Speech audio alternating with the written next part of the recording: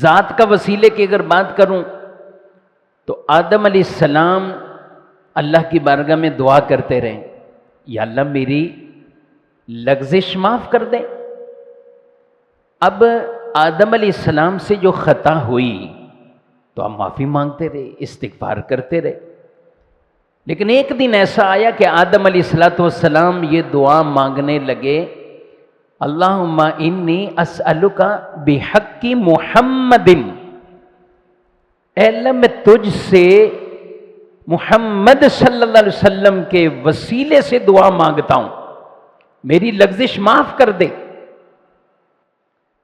اللہ اکبر۔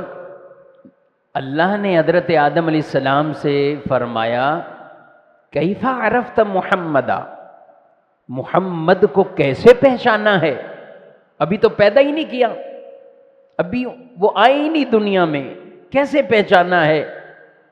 تو آدم علیہ السلام کہنے لگے، یا اللہ جب مجھے تخلیق کیا گیا تو میں نے عرش کے پایوں پر دیکھا، جہاں جہاں تیرا نام لکھا ہوا ہے وہاں تیرے محمد کا بھی نام لکھا ہوا ہے، تو میں پہچان گیا کہ وہ مبارک ہستی ہے، تو اسی کے وسیلہ دے کے دعا کرتا ہوں۔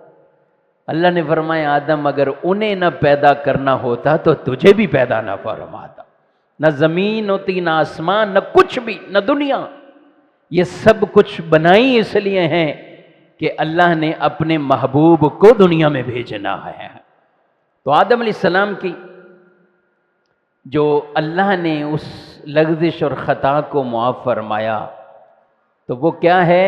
نام محمد کا وسیلہ ہے، تو یہ ہے ذات کا وسیلہ۔